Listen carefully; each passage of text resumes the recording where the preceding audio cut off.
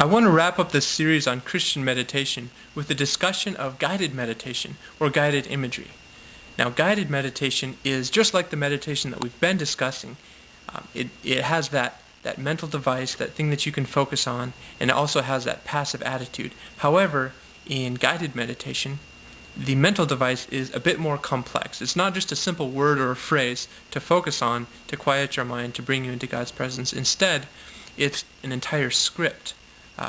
It's a little storyline that you can follow in your mind to help you to quiet your spirit, to come into God's presence, to focus on some of His attributes, and to get the benefits of meditation.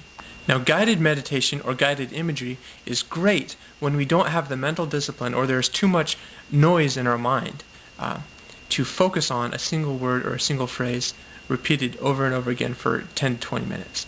So, if you find yourself unable to do that effectively, try guided meditation. It really works. There are several ways you can do this. You can go out and purchase a guided meditation recording that someone has produced commercially, or you can create your own. First, let's talk about purchasing someone else's guided meditation. When you do this, you need to be careful, because obviously you're following this with a calm spirit. You're opening your mind up to whatever influences come through that guided meditation, that guided imagery. So you need to make sure whoever produced it did it with a goal of glorifying God and bringing you into God's presence. You need to make sure that there's no Eastern mysticism or New Age philosophy mixed in with it. There's a great resource that I recommend, and I'll put the website or a link somewhere in the comments so that you can find that. If you're going to create your own guided meditation, your own guided imagery, if you're going to write your own script, here are the basic steps that you need to follow. There are 6 basic steps. Number 1 is an introduction or a relaxation phase.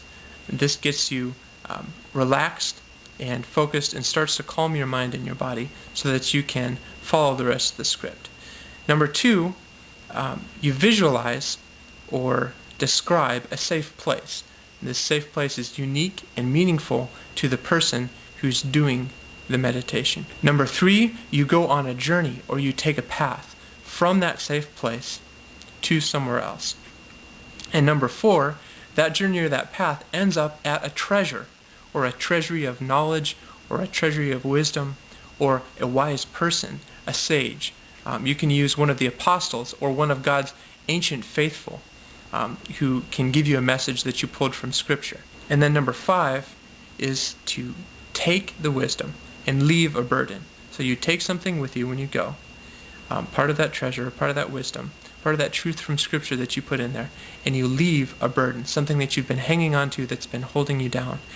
And then lastly, number 6 is a return. It's a return to reality. It's a return to your environment. And once you return, you will feel awakened and refreshed and have the benefits of meditation without the problems of having to focus on a single word or phrase for 10 to 20 minutes at a stretch. We can get frustrated with ourselves, impatient with ourselves when we're trying to do that if we can't seem to keep our mind focused. And then our passive attitude just flies out the window and the meditation is not effective. So if you find this guided meditation, this guided imagery more effective, I highly recommend it. If you choose to create your own guided meditation, if you choose to write your own guided imagery script, you can then read it to yourself as part of your meditation, or you can record it into some kind of an audio device and listen to it.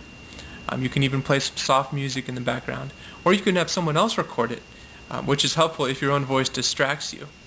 Or you can have someone else read to you, if you have someone who's willing to sit there and read to you for 10 to 20 minutes. However you do your guided meditation or your guided imagery, make sure that it is guiding you towards the Lord, towards His truth, and towards a greater awareness of His presence. Happy meditation.